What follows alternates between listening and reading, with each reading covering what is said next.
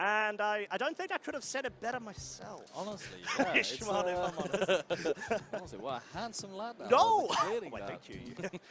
But of course, I think being able to actually see the recap there was really, really nice. I think looking at the teams that were building up to the tournament as well, we saw quite a few successful ones, notably the team that Marcus Statter had team built, I believe, with Wolfie at the time. Exactly. And it just ran through everything, if I'm honest. I think not a lot of people were taking Iron Jugulus into consideration. Honestly, no, it is an interesting Pokemon because it does have that Tailwind and Snarl potential that, for example, Roaring Moon also has. But it has a little bit of a better typing, considering that a lot of this best fairy, honestly, being Fluttermane being very much used, and also being faster if it has a booster energy. Like, it is a very scary Pokemon to have, and Iron Jugulus doesn't really always need to terrestrialize to try and avoid that fairy weakness. Being 4 times weak doesn't really help in that regard there. Well, exactly, and I think you do have the nice sort of niche of having the booster energy with a speed interaction, so at least you know that you can guarantee outspeed any other Paradox Pokemon that is not carrying a booster energy on the other side of the field. Having Snarl, like you mentioned, Tailwind is really nice, and you could sort of find a way to start shutting down the very oppressive female Indeedee and Armor Rouge, which unfortunately for Alex Soto, he was running in that finals against him. But Alex Soto as well, from his side of the field, I think he has done amazingly well. He's a 3-time finalist at the current moment. I think in that finals as well, being able to bring a no Paradox Pokemon into Regulation B and just be one battle away from victory and winning the whole event is absolutely phenomenal. It is incredible, and we have the teams here. As you can see, we have Alex Soto in the second place with also that Annihilate possibility and the King Gambit. Mostly Trick Room oriented, but with that Annihilate being very interesting, trying to make sure that a Trick Room can definitely go up with that final Gambit, trying to make sure that whatever Pokemon cannot kill your Trick Room setter itself.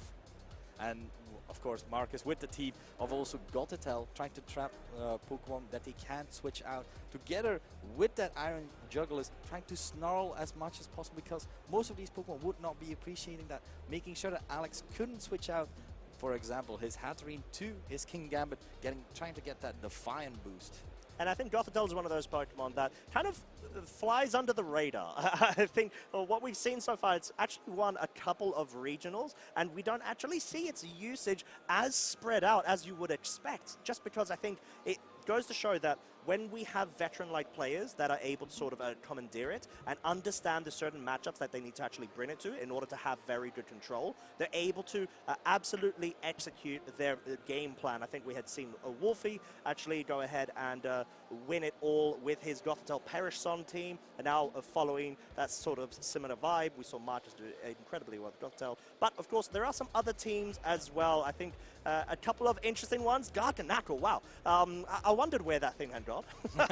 Well, Garganacl, very interesting, of course, because it is a very bulky Pokemon, and it is only singular rock typing, which is on its own, you think, not that great, but because you have a lot of weaknesses. But thanks to that Terra mechanic, being able to switch to another typing, which could help you a lot. We have seen Terra Ghost, we have seen the Terra, even Terra Flying, even we have seen Terra Grass. We've seen so many things that it can possibly do, and it's that damage with Soul Cure, trying to secure any potential KOs later on with one of your stronger Pokemons, or like that little chip every turn. And it's also, you have to switch. What about Gothitelle, and what do you think if for example, Gothitelle and the Garganacl will be next to each other, because Soul Cure only goes away when you switch out, of course. So being able to trap that.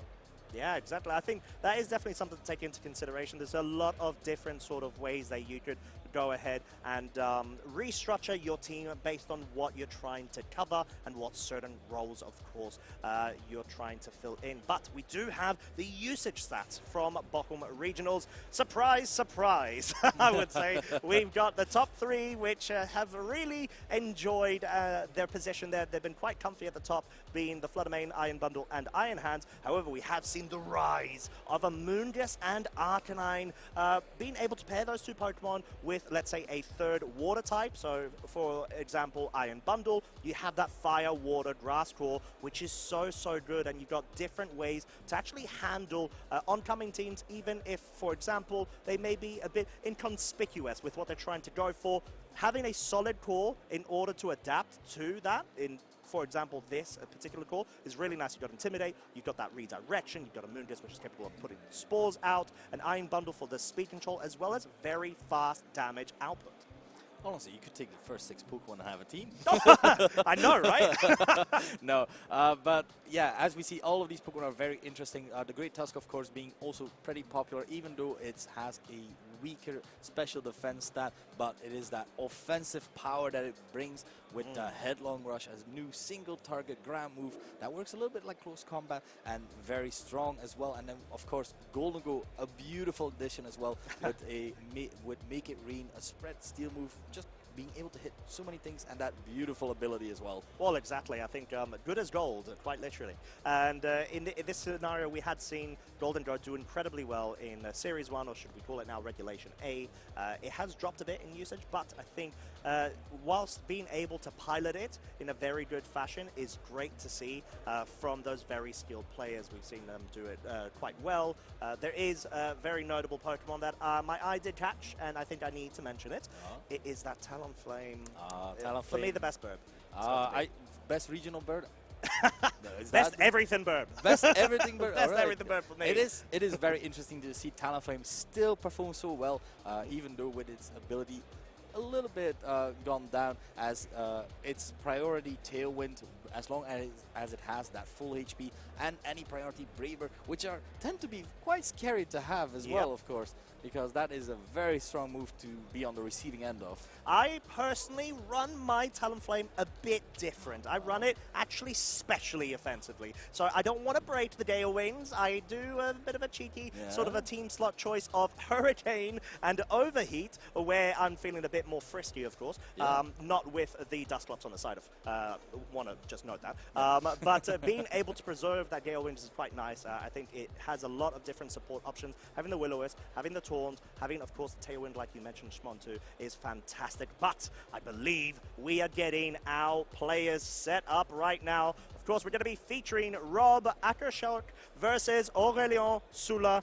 What a start to the day. Yeah, we do have to mention Rob Akershock is actually the last Dutch event winner. It was the Dutch Open, I believe. Yes, that's right. The Dutch Open in 2017. And Aurélien Soula, we do know that they are quite amazing as a player as well. We have seen them perform very well in Bochum, haven't we? Oh, my lord. I think Aurélien has just been doing absolutely phenomenal. They actually made the trip down to Oceania Internationals, where they were able to, I think it may have been top 16. I'm not 100% sure, but they're able to do incredibly well with their team. I think Thomas Raboui, another French player, was able to do incredibly well, reaching the top 8 there. So we see more of a rise of certain types of players from different regions. The French players have been doing incredibly well, so being able to actually see them lead the forefront right now with Aurélien as one of the representatives is amazing. Yeah, we do see the results on screen that they have been able to make. We do see 2017 Dutch Open champion here to try and defend this title. On Rob Akershock side, we have Sheffield Regionals top 8 in 2017 and 2018 EUIC top 32, and in 2019 got the top 16 in EUIC. It is a very good player, but on the other hand, we also have Aurélien Soula, who has been performing absolutely well with that 2022 NAAC top 4, World's top 8 in the senior division, 2023 OCIC in the top 16, and of course now in the Bochum top 4 most recently as well. So very impressive what we're gonna see here. So Rob, a little bit more of a veteran trainer, so to say, like he's been in Master Division a bit longer. We'll see how well Aurélien will do face off against Rob.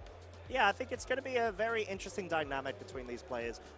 Being, like you mentioned, having a bit more years of experience under the belt is quite nice. We did see that Rob may have taken a bit of a break, whilst Aurélien has been sweeping up all of the most recent events and doing incredibly well. So I'm really fascinated to actually see the interaction between these two trainers. We do have a bit of a quick nosy about which teams they are both running. Rob is bringing the Great Tusk Iron Bundle, Torkoal, Fluttermane, Talonflame, and Roaring Moon, which we do have on the screen right now. A couple of interesting things to note. Clear, Amulet, Jawlock, Roaring Moon. My lord, that just that popped my eyes straight away. Yeah, that is a very scary Pokemon to face off against, and also it being the Terra Fire, which is very interesting with the Terra Blast because it has that support Torkoal next to it, and Torkoal has the helping hand. We have seen this in Bochum as well. Yep.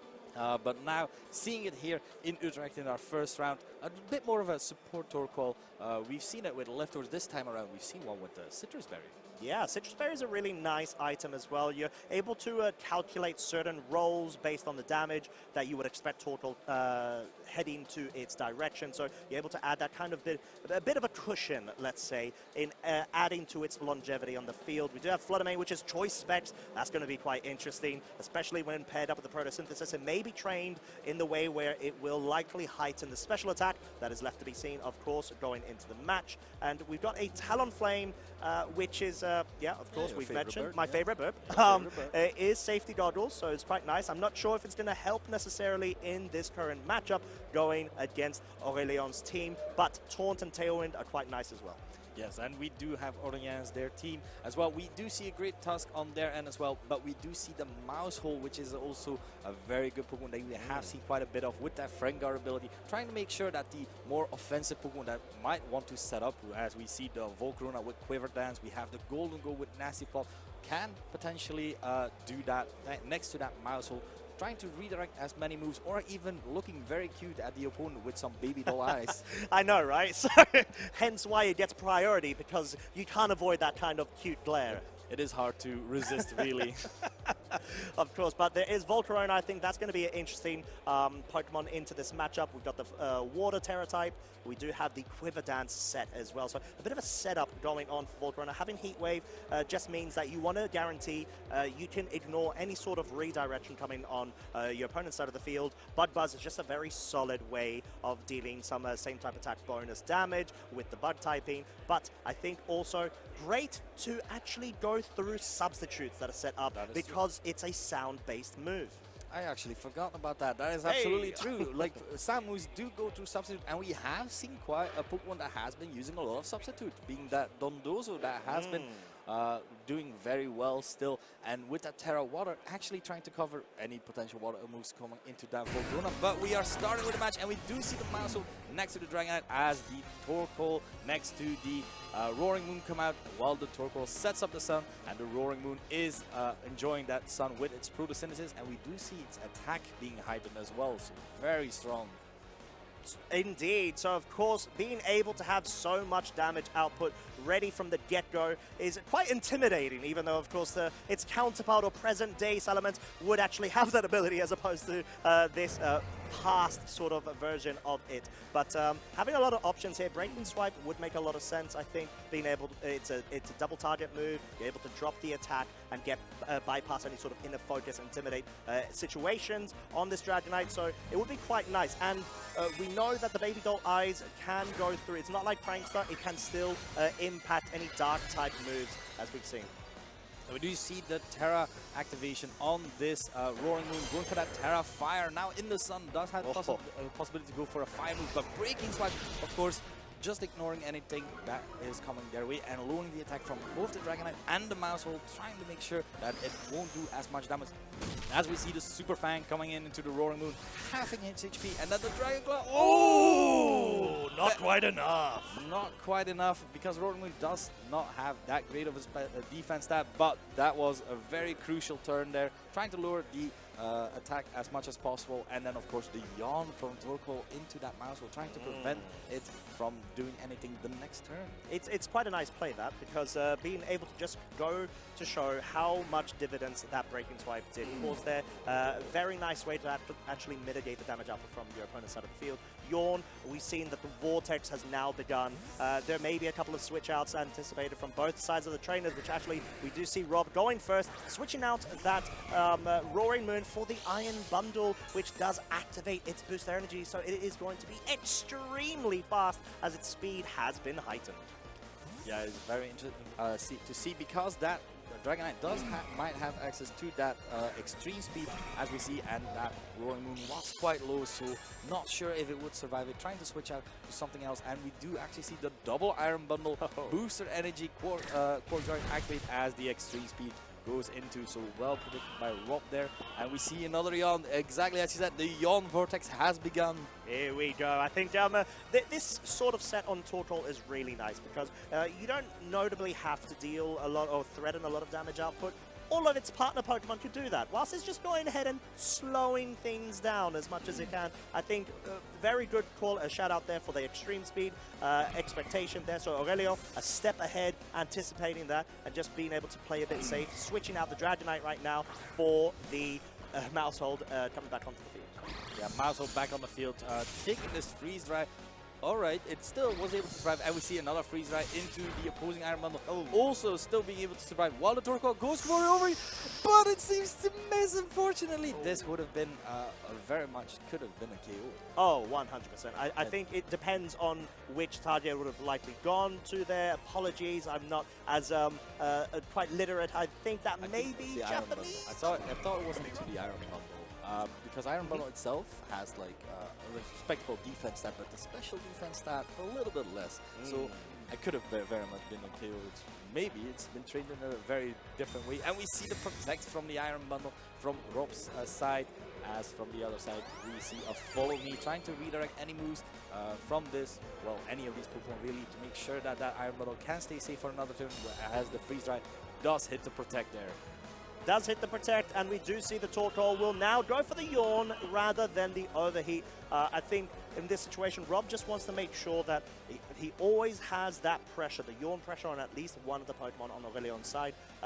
Being able to actually land the Overheat would have just given the natural advantage to Rob per the numbers of remaining Pokemon. But in this scenario, being able to put that pressure on, Rob may even be likely to just go for the Overheat right now, anticipating the switch out. Yeah, exactly. As we see the Mousehold going for another Follow Me, trying to redirect, choosing to stay on the field, so Falling Sleep if no attacks would hit that.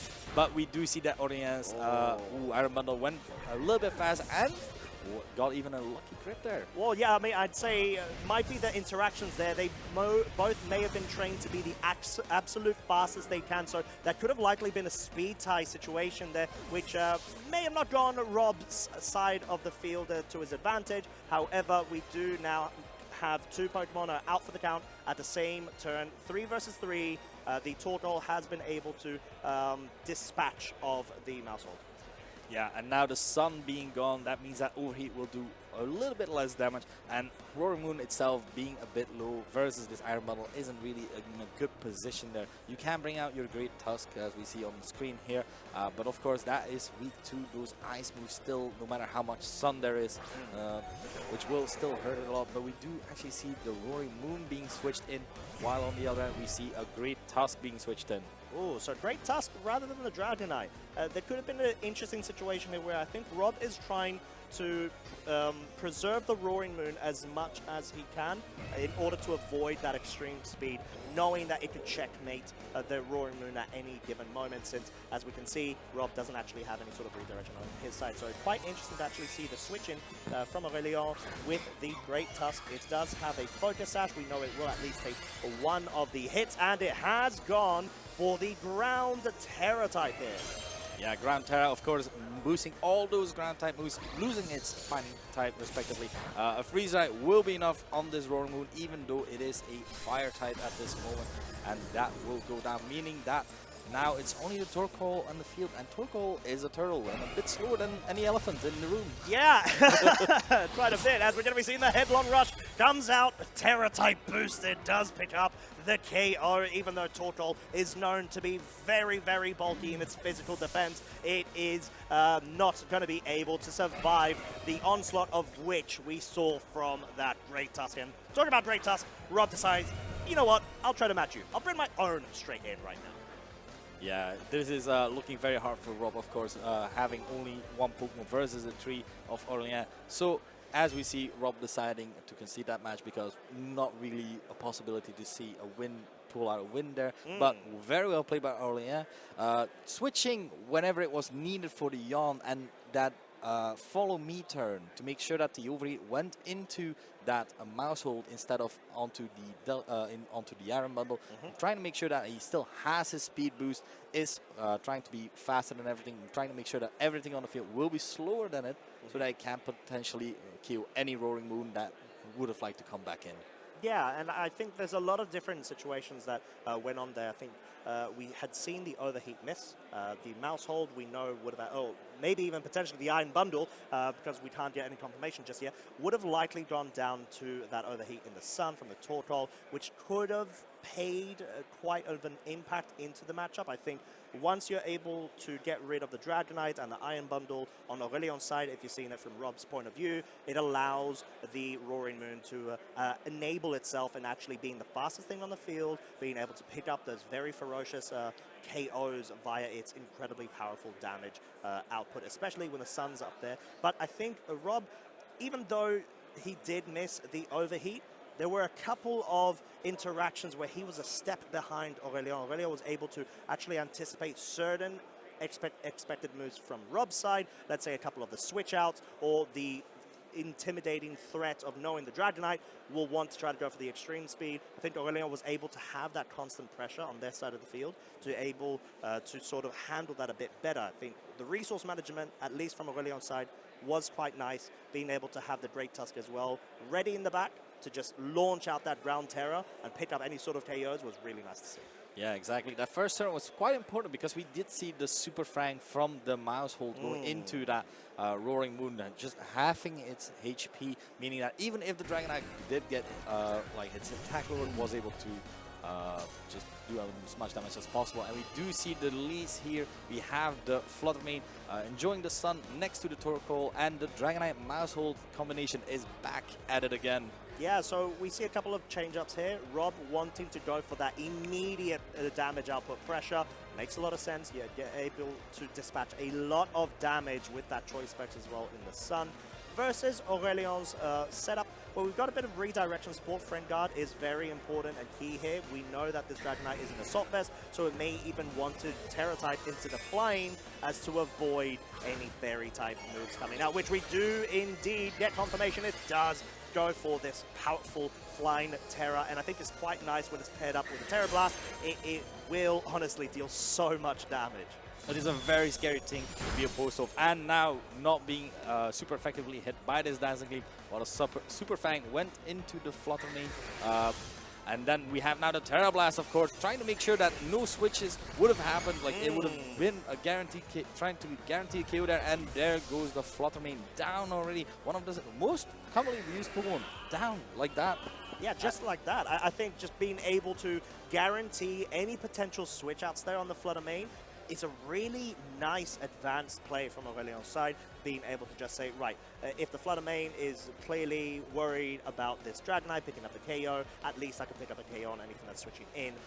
But regardless, Aurélien, even though they did accept a bit of damage dealt onto both the Mouse Hold as well as the Dragonite, is in a really nice position with having redirection still in the field. You've still got Baby Doll Eyes. You do have the capability, like we've already discussed, with the Super Fang interaction. So Rob's going to really have to try to put a bit more pressure on from their side of the field. Yeah, we see the Roaring Moon switching with the Photosynthesis, and this is actually a pretty interesting turn. The Mouse Hold is already chipped enough, could potentially be a KO with the next move there. And of course, the Dragon has been yawned, meaning that it might want to switch out. Maybe it's still trying to stay in to deal as much damage as possible. But you have this Breaking Swipe, even though it is not super effective, lowering the attack from the Dragonite. Still not a very good position, or whatever might try to switch in. I wouldn't be surprised if the Mouse Hold actually goes for Protect here, and we do have a switch out of the Dragonite. You want to be able to make sure that the Mouse Hold is still in the field.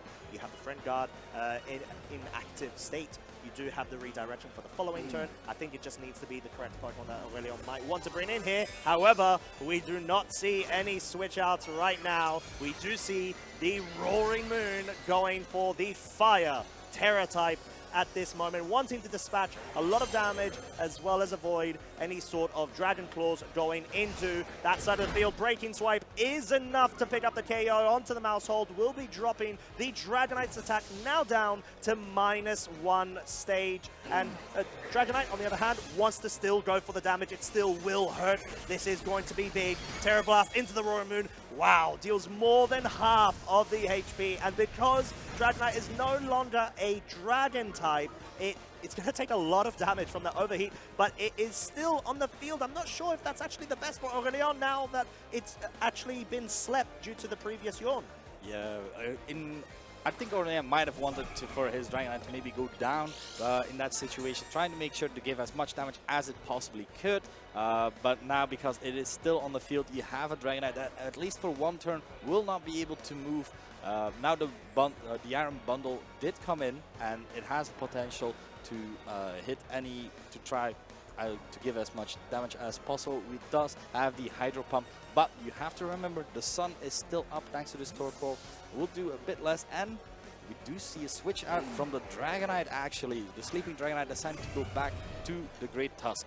As the Great Tusk is going to be activating its photosynthesis, and its attack is going to be heightened, so it's going to be dealing a lot of damage once it gets its turn. Hydro Pump is enough to pick up the KO onto this Roaring Moon. It is out for the count, and this is not looking good from Rob's point of view. Likely to be a yawn right now. You want to keep that Vortex going, and so does into the slot of the Great Tusk. So really nice play there. However, even though you are getting Pokemon into the yawn state, Aurélien does still have that additional third slot in the back to keep those revolutions going and avoid falling subject to them. Whilst Rob on his side of the field only is down to his final 2 Pokemon.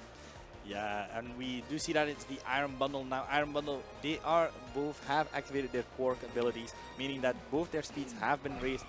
And there's still a potential of a speed tie there in that regard, and the sun is actually gone as well, meaning that Hydro Punch will hurt a bit more to that Torkoal.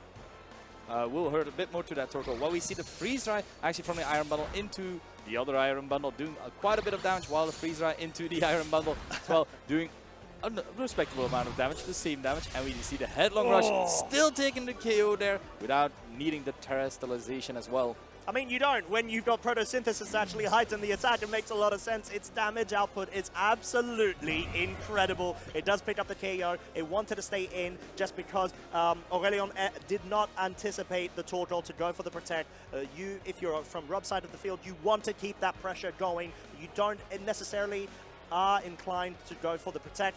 Really outstanding play from Aurelien's side. The interaction of the Freeze Dries there, yeah, I think it's a 2-hit KO onto both of them. And because of the fact that it was the final turn of Sun that was still on the field, that sort of prompted Aurélien to stay in, utilize that situation, and it actually wasn't the final turn of Sun. It seems like there was an additional one.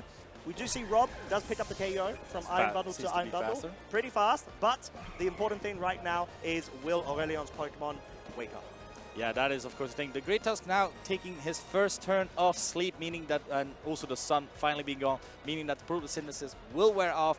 The Great Tusk has the possibility to wake up in the next turn. The Dragonite does not. While also very important to note is that that Great Tusk does have that Focus Sash, so meaning it has to be hit twice. We see Dragonite still asleep. Its first turn, trying to go for a move as fast as possible, possibly the extreme speed. We do see the Ice Wind, a lot of damage, taking out the Dragonite. No, now only the Great Tusk has the possibility to wake up at this turn. It has slept already for one turn, meaning it can wake up and could predict, could be... Oh no! What a way to come back! That Torkoal still putting in work, thanks to those Yawn Vortexes, as you mentioned, and Iron Bundle actually bringing it back from 1 versus 3. Yeah, that is absolutely incredible. Talk about a bit of a present from Iron Bundle handing over to its trainer there. In what substantial fashion to be able to do that. I think being able to position yourself where you do have the Yawn Vortex, going and going and going is absolutely good for positioning point. Aurélien did want to take the risk, want to pick up the KO onto the Torkoal, but it turns out all you needed from Rob's side was that Iron Bundle. You need to preserve it. You just need to make sure that you land your Icy Winds, which we know has had a sort of a slippery slope sort of feel to it when you really need it. Exactly. It's been the Iron Bundle.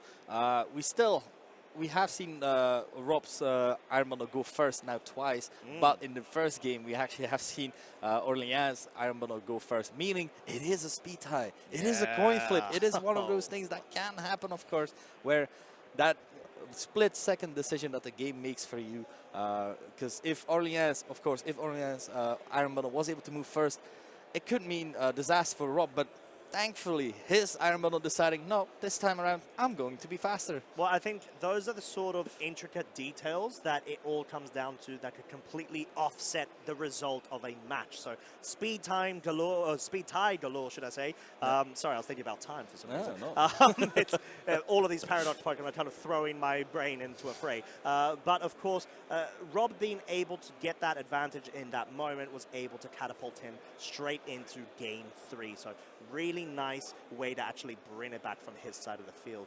Going into this crucial final match, how are we feeling from Rob's side of the field? I think Roaring Moon feels like it sort of did roughly the same, maybe a tiny bit more in Game 2 as opposed to Game 1. Do we think that he will likely be bringing it back either in the lead or in the back? It is hard to say, because in the beginning the Fluttermane was able to deal at least a bit of damage in the beginning, making sure that Dragonite was already low, but as we see, that Torkoal has been putting in its work. It has been proving that Yon really putting its work, like actually like giving Rob a lot of opportunities there with his Iron Bundle. What would you do different as Aurélien? What would you change? What do you think? I think maybe going for a potential Volcarona setup play might be quite nice. It's quite tough because going up against a Fluttermane where we know that it has some really good special defensive Bolt is quite intimidating for it prior to getting those Quiver Dance boosts going. If you are able to somehow do that, that would be absolutely great, but I think Rob just has a lot of immediate offensive pressure that Aurélien needs to take into consideration. We saw the Dragonite and the Mouse Hold lead. I think having Friend Guard is really nice. It was great to see the Terra Blast, but sort of the midway game scenario, we didn't see Dragonite put off as much pressure as it really could due to the Breaking Swipe of the Roaring Moon, as I believe we're going to be seeing the exact same leads from Game 2 going into Game 3. Yeah. We do see the Roaring Moon back at it again with the Sun from this Torkoal, getting that Photosynthesis boost, trying to make sure to do as much damage as possible, as Aurélien has stuck with what seemed to work still, with being that Mouse Hold and Dragonite. Just being to do a lot of damage still, because that Terra Blast still did hurt a lot, even after dropping the attack, as we see the activation of the Terra onto the Dragonite this time around. Making sure that it gets that flying typing, gets that boost into that Terra Blast potentially to make it even way stronger. And then the Roaring Moon going for the Protect, trying to scout out what this Dragonite or the Mouse Hold will do. We do see the Super Fang, a great adaptation from Game 1, where the Dragonite will probably not pick up the KO there, because it is both on the Protect, meaning this Torkoal is free to do whatever it wants here. And we do see the yawn, and it has begun. I absolutely love this adaptation from Rob. Rob is very well aware that Aurélien wants to try to get rid of this Roaring Moon as much as possible. It does have that Breaking Swipe, which not only deals a lot of damage, it does drop the attack stat of both of its opposing Pokemon. So being able to actually get a sort of passive defensive play going and start that Vortex one turn in advance is absolutely lovely, because now it forces Aurélien in a situation where you're either going to have to try to switch out immediately and lose that offensive pressure, or you're just going to have to commit. Go for the Super Fang, try to get a sort of Terra Blast, maybe a damage roll might be able to allow it to pick up a KO, but judging with Game 1, I don't think that may be the case, as we are to be seeing the Dragonite switching out for the Iron Bundle now. Very interesting to see, because this time around, Aurélien not wanting to risk even possibly getting a KO onto this Roaring Moon, not wanting to risk that, going for a switch with the Dragon, trying to keep it for later, because that Dragon is still doing a lot of damage. As we see the Torkoal actually switch out for the Iron Bundle as well, both bundles onto the field, activating their Quark Drive thanks to that booster energy, boosting their speed, and Roaring Moon can go for just a breaking swipe onto both Pokemon, doing a bit of damage there, quite a bit to the Maushold actually, or a little bit under half, while the Maushold is able to go for that Super Fang, which would have done a lot of damage if the Dragonite would have stayed in, but then the Dragonite would have been asleep. So you gotta try and think ahead a bit as well. I think that may be a sort of a breadcrumb situation for Rob as why he actually switched out the Torkoal. There could have been a couple of situations that could have gone on there. There could have been a Super Fang and a double up into the Torkoal instead, as Rob is very well aware that at the moment it has been absolute MVP for him being able to get Aurélion's Pokemon stuck into that Yawn Vortex. So maybe anticipating Aurélien to focus onto that, did switch it out for the Iron Bundle, but talk about switch outs, we're actually going to be seeing the Roaring Moon switch out, and the Flutter Mane will be now coming onto the field.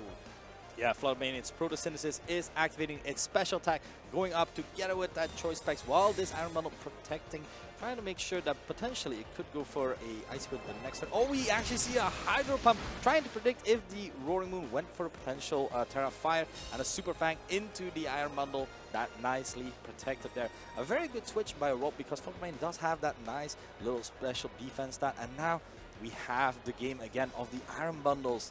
Both of them probably the same speed, and the Flutter Mane just tailing a little bit behind them, and followed by the Maushold there. But I think the important thing here is the fact that Aurélien does not have any direct way to dispatch of the Flutter Mane in this current turn, so this is an absolute phenomenal position for the Flutter Mane to just deal a real big amount of damage, or spread damage attack right here. As we're going to be seeing, the Freeze Dry does go into the Iron Bundle, no critical hits as we can tell. Iron Bundle does try to go for the Icy Wind. It will be able to drop this Iron Bundle over on Aurélion's side down to -1 of its speed stage. However, it's sort of equivalent to neutral given the Quark Drive boost due to the booster energy, as Dazzling Gleam will be coming out and I think picking up a KO. There's no question about it. Choice Specs, Photosynthesis boosted. What is there that this Pokemon cannot get rid of right now? Honestly, it is very scary to deal with that, but we have that Dragonite, of course, with that Assault Vest. That is looking very good, because, of course, it will not be hit super effectively by the Dazzling Gleam. But then you have the other issue, because there are two Pokemon on the field. That Iron Bundle is still on the field with a super effective Ice Move, still effective onto this Dragonite. Could still deal potentially a lot of damage. And then you have to think, again, the Dragonite has a partner as well, being that Maushold being able to redirect, and even the Friend Guard, making sure that it gets a little bit more bulk. And we do see the Iron Bundle being switched out here, preferring to go to the Torkoal, trying maybe for a bit later for the Yawn Vortex to come back at it again. As good as he follow me from this Maushold. I'm not sure how much it can redirect when we got a Dazzling Gleam this powerful coming out from the other side of the field. When I say this powerful, we see a very minimal amount of damage dealt onto this Dragonite thanks to the Friend Guard as well as the Assault Vest that are in play. Terra Blast goes into the Flutter Mane, does pick up the KO, so perhaps Rob was anticipating that focus to be targeted into the Iron Bundle instead. Aurélien making a very good target choice there, whilst we're going to be seeing Rob bring the Roaring Moon in. We're in the scenario once again where Breaking Swipe will be able to come out first, unless, of course, there is any sort of weird interactions of the sun, but I believe the sun has expired. The sun has expired. This Roaring Moon looking quite scary there. Now, we do know that the Dragonite still has that extreme speed, has still that possibility to go for that as well. And the Great Tusk itself being Focus Sash, while this Torkoal hasn't been enjoying its company, because that Torkoal is just remembering the previous two games of being killed by that same Great Tusk as well. Yeah, and I think we got a bit of a preview of the Terra type on that Torkoal, and I'm not sure if I should keep it a secret for everyone or not. We're going to see this interaction come out, but I can confirm there is a flying Terra type choice on this Torkoal. Yes, on the Torkoal, not something that we commonly actually hear or see, but it may be absolutely utilized in this scenario to avoid any oncoming ground type moves, as we do see it terrestrialize. And wow, I didn't think that I'd be able to see that coming any soon. It looks amazing. It looks extremely cute. We do see the extreme speed. Not KO, missing out on the KO with the Roaring Moon. So Roaring Moon can go for a break spot, lowering the attack from both the Dragonite and the Great Tusk. Both, of course, being attacking Pokemon, meaning this Great Tusk is the next to go Let's see if it went for Earthquake, meaning this Torkoal pretty safe with its 4 balloons hanging in the air there. Doing quite a bit of damage, of course, to the Roaring Moon and securing that KO, meaning that will go down as well. So it's both players have lost 2 Pokemon, and we do see the yawn from the Torkoal, meaning Aurélien does only have 1 more turn with his Dragonite because it will fall asleep the next turn. But this is the lovely part of board positioning that we've been talking about. Rob knows that all he needs to do right now, since he's already got the Dragonite impacted by the Yawn status, all you need to do is protect. Once you protect, the Dragonite will go to sleep. All you need to do afterwards is to actually connect with the Icy Wind. If you're able to do that, you will likely be able to run away with this set. As we see, Aurélien has been trying to focus down onto the Iron Bundle, which is the big threat right now on allowing, or should I say, disallowing Aurélien to actually run away with this round 1 win. So there it is. Dragonite is now asleep. Dragonite asleep. This is not looking that great right now for Aurélien. But there's still the possibility because, of course, if you go for Ice Wind, you hit both targets. Dragonite still having that Assault Vest. And then, again, at the same time, you have the Great Tusk still having like quite a bit of HP, being able to possibly survive that. And dodges that can help. But we see the Torkoal actually going for a helping hand into the Iron Bundle, while the Great Tusk is protecting, trying to make sure that that Dragonite can possibly try and wake up. We do see the Freeze Rise, except predicting this protect, and the Dragonite is gone. So it's only this Great Tusk, which is slower than the Iron Bundle itself, and Torkoal with its little balloons. It's just there. It's just there to support. That is what it's doing, and it is doing an incredible job about it. A very nice play there, very nice read, and of course we see Aurélien is going to concede that match because what an amazing play to make at that point. You know the pressure is on the Great Tusk. Aurélien knows, everyone knows in the room, it's sort of the elephant. The elephant in the room. Yeah, exactly. Room, right? So we're all aware of it. We all know what he's going to do and what it's scared of. So seeing Rob take advantage of that was an incredible play for our round 1 preview, which is going to be able to get him that crucial first win going into this weekend. Yeah, exactly. So Rob probably pretty happy about that. As we mentioned earlier before the match, Rob was able to be the last Dutch champion in the Dutch Open in 2017. Now being able to be back on stream, showcasing that he still has it, still has got it, he still's got that drive. So maybe he will try to go for it, and maybe we'll see him later again as well. Well, yeah, exactly. As we've got a Dutch representation, we've got a lot of different regions, of course, within Europe. It's absolutely great to be able to highlight them all because there's so many variety, and you'll see that dependent on where you're from, there may be certain meta games that are actually prevailing based in local communities or sort of preferences, because there's a lot of team building social circles that have been set up, right? So you actually get a team of people and you're like, okay, you're friends, you chill, but you actually share and bounce off ideas with one another, you brainstorm. So I'm not sure if there was any sort of situation where Rob has gone ahead and interacted with a couple of his teammate buddies in order to get some stuff, but I know we will be able to hear that at some point soon when we do get the winner's interview. But what a way to start the day against Aurélien, which has been on fire this season. Honestly, it's like seeing Aurélien perform so well and seeing Rob still being able to prove himself as a worthy Dutch champion to try and wanting to defend his title, really. It is a great thing to see, and it was well adapted as well because, of course, being on the back foot after that first game, trying to make sure that you can win, and it was those yawn vortexes that was really helping him there. And it was a lot of quick time decisions that Aurélien had to make to try and see what they would do. It was a different way to actually run Torkoal. I think I say different to at least what just won the recent regional in Vancouver. That was just, let's just go for damage, please. Thank you very much. After you, thank you. From the Lilligant, right? Exactly, exactly. But able to come in as a supportive role. We've seen it in Dynamax actually had a very big rise in usage. Having the Yawn capability to slow down the 3 turns in a row consecutive of Dynamax is absolutely crucial. So it's quite nice to actually see that set still survive that era coming into the new one. Absolutely. It is quite amazing to see because, like, the helping hand as well with these photosynthesis boosts. Yeah.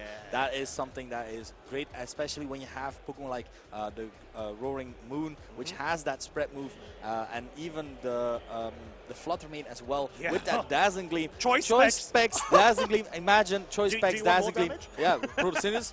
Want a helping hand? You want me? I'll clap for you. I'll clap. You know, I'll clap. Yeah. No, exactly. It is a lot of damage, and that Torkoal being put in a different kind of role is so interesting to see, because it can still have that much offensive pressure, especially with like something like Overheat being a very strong move in the sun as well. Yeah, I mean, it makes sense, because at that point, what you're wanting to be doing, if you can land a Overheat first, that's the first step, right? Second step is, if you're able to, let's say, connect and deal good amounts of damage, limit the resources of that Pokemon that you've been targeting, you can always switch it out if you want to reset the weather and bring it back in towards the mid or end game, just so you can once again enable the photosynthesis of your partner Pokemon, which has been, honestly, in such a rise of usage. Torkoal just works really well, both on the side of the Trick Room setup. You know, you've got a way to actually slow things down or take advantage of Trick Room from, let's say, if your opponent has actually set it up, or just further bolster the rest of your team. Torkoal is a Pokemon that can fill many roles. Honestly, let's keep it out, because Yawn is so good. Like, being in Trick Room could be good. We have seen, like, in the previous regional in Bochum as well, like, just no fear Torkoals. Just, you know what? You aren't going for an Earth Power onto my Torkoal. I'm just gonna click Eruption. And sometimes that just works, because you are so expected to have a situation where the Torkoal first turn does protect, but then that means you lose a turn off your precious Sun there. And sometimes plays like that are incredible to make, and try make sure that, well, you gain the advantage state, of course, as well. No, exactly. I think what I'm going to try to name it is you got Torque Swole. So that is the very powerful damage output Torkoal. Yeah, exactly. And then you've got Torque Yol, which is the yawning Torkoal, right? So you've got that slower set going. So I think we're going to have to try to get a bit of variety and distinction. I am a fan of Torque Yol. Torque Yol and Torque Swole. Torque Yol and Torque Swole, yes. I am a fan of that term. We need to do that with like a few Pokemon, because we also have like, of course, the Iron Bundles were a bit different as well from the opposing, because on the one hand you have that Hydro Pump, on the other hand you have Encore that's being played a bit more, because don't get me wrong, having a water move is very nice, but missing that crucial Hydro Pump sometimes, that can sting a little bit. It can be painful. It can be painful when you're depending on it to pick up that crucial KO, because you don't normally click Hydro Pump as often. You only click it when you have to try to get that KO. So there's no longer any sort of Scold, unfortunately, in the game, even though we are going to be seeing a sort of variant of that coming back later on. That's true. Hint, hint, wink, wink, when we to got that. the Walking Wake. You know how it goes. But yes, so being able to depend on that for maximum damage output is quite nice. We saw that it was able, at least from Aurélion's side, to pick up the KO onto the Roaring Moon, even in Sun, when the Roaring Moon was just beneath half of its HP. So it proved to be quite decisive. It is still important to have the Hydro Pump, because, of course, it is a strong move. It is a very, and looking, as you mentioned, Skull being gone is unfortunate. There's a lot of Sun being used, so a lot of fire types, well, mainly the Torkoal, and then Torque Swole. There we go. There we go. That's what I want to hear. And it is still important to have these water moves, but mainly, or most water Pokemon have been physical, because we have seen in Series 1, have seen Tauros, for example, but now it's been Dondozo. We have Tatsugiri, but also having to run Hydro Pump or Muddy Water, and Muddy Water can miss as well. It can. I think I've started seeing some trainers just not put it anymore. They just like, they just go for Draco Meteor, you go for maybe a Soak if you're a Choice Scarf variant, you go for the Icy Wind, makes sense, you still got the speed control going, and you either can go for Protect, or you could go for any sort. I think Dragon Pulse is another move that we have actually seen now being substituted from Draco Meteor, only because Draco Meteor can miss. Dragon Pulse cannot. So you sort of like mix and match with what you can gain from it based on what role that Pokemon's supposed to fill. Exactly. If you want to have like consistent damage, like just surefire hit moves, you will be running Dragon Pulse, and there's always it's nice to be able to hit, of course, a Draco Meteor, a very strong attack. Trying I to mean, make the sure animation's amazing as well, right? Absolutely, You're like, oh! absolutely. And things like that do feel amazing. But missing that split second of the text going up, but nothing happening is it's devastating. It's honestly, it's painful. But I am. Honestly, this was only our first match, and I'm so excited for the rest of the day. And we'll be having 2 days of this, so I'm very much looking forward to this. It'll be very fun. It'll be very fun. There's a lot to take into consideration with the metas. I think there's a lot of interesting players and team builders that we're going to be getting a bit of a preview about. So being able to actually see the best of Europe come over together and bring it all to get, you know, the points and the title that they're so wanting to chase will be absolutely phenomenal. I do know that we do actually have a couple of international players that have joined us as well from overseas. I think there may be 2 or 3 players from the States. I think one of them may be Patrick Donegan, if memory serves correctly. There are a couple of other players that we've got from the Asian region too, which I am not going to attempt to pronounce their name right now because I do not feel as confident unless I'm reading it. But yes, so being able to see multiple different types of players make the journey to make it, of course, into the current only European region of this weekend is great to see. It's great to see because it brings all types of different people all together. They could bring their own sort of meta games from their own regions and sort of see how that mixes up with the current EU. That is exactly what is happening in most regions. You see a little bit of differences, and that is not only region to region, that's also probably country to country as well. Yeah. Because in the Netherlands as well, there are like archetypes that people are preferring. Something that has been run quite a bit when I went to play a local there as well was with the Gothita was actually used quite a bit together with the Paris song. They know. Like I even had to face a Gothorita. I terribly lost. Gothorita with Eviolite. Yeah, this is Shadow Attack is a very good ability. But yeah, it's interesting to see how different regions work around that, because for in Belgium example, a lot of Trick Room. So yeah, I mean, which is very valid, as we've seen Alex Soto do incredibly well with. But of course, we do get confirmation right now that the winner's interview is all prepped up, ready to go. So let's go ahead and throw it over to the couch to hear from them shortly. Hello, Pokemon trainers. We have had a fantastic round 1 to kick us off here in the Pokemon Utrecht special event, and I am joined by the winner of that previous round, Rob Akershock. How are you feeling after that fantastic game to start us off? It was a nail biter. I feel good now, but I feel like I needed to warm up a little bit, especially in the earlier matches, match 1 and 2. Yes. Yeah. But I'm glad I got the win in the end. Yeah, absolutely. It's a really fantastic game. And yeah, really cool team coming out. So some similarities that we've seen to David Kutesh, who brought a very similar team to the Bochum Regional Championships. Was your team inspired by that at all? Yeah. I saw Kutesh's team, and I really think Sun is really strong with all the proto-synthesis mons. So I was looking a bit into it, but Kutesh's team it's Kutesh. It's a bit weird. So then I found something similar to what I'm running on Showdown, and I copied that, and I got my friend Catcher Plant, Rule, shout out, to help me with the team. So yeah, that's kind of how that happened. Yeah, and you said the photosynthesis is very useful. Obviously, you need the Torkoal for that. You went with the Torkoal in game 1. It was just going for yawn after yawn, but nothing was going to sleep. But then in that game 2, everything was falling asleep. So why did you stick to that same strategy, even though it wasn't working in that game 1?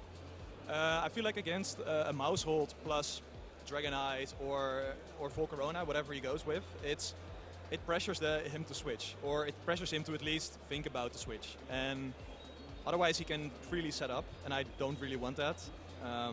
But in game 1 he read me completely every turn, because I was like, no, he's going to attack, he doesn't care about this time that he goes to sleep, and then I got all those calls wrong. But yeah, in the end, I think game 3 there was a better showcase of how Jan should work. Yeah, absolutely. And the game 3, the turn 1 was so much better as well. Aurélien went for exactly the same play, the Super Fang, and the attack into the Roaring Moon on that game 3. But the Protect was obviously the correct play. How are you feeling after that turn 1, after the game 3, when you got it spot on with the Protect? Yeah, I felt really good about that turn 1. I was kind of saving that for later. I don't want to use that play in game 1. So I'm really glad that it worked out.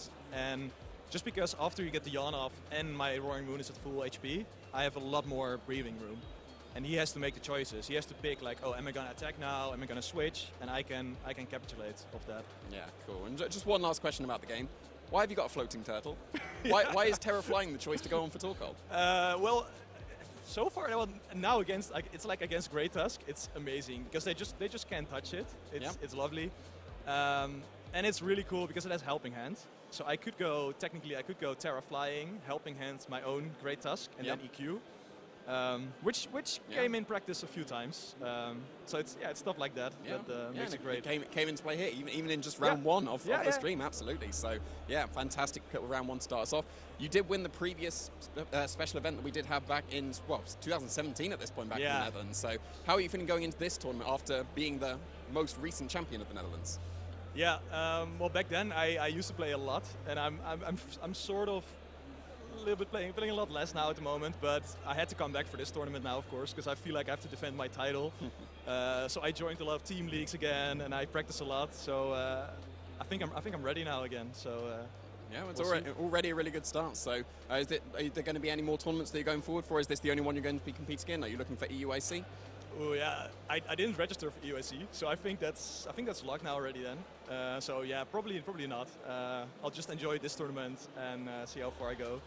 Yeah. And the goal is to defend my title, so I gotta go through to the end. Well, we'll have to see if you are able to do that. You're already off to a fantastic start in this round one, so thank you very much for this interview, and we will be continuing to see how you're doing in this tournament. So that was just round one of this tournament. There are still plenty of rounds to come up, so make sure you are keeping up to date with all the action and stay tuned.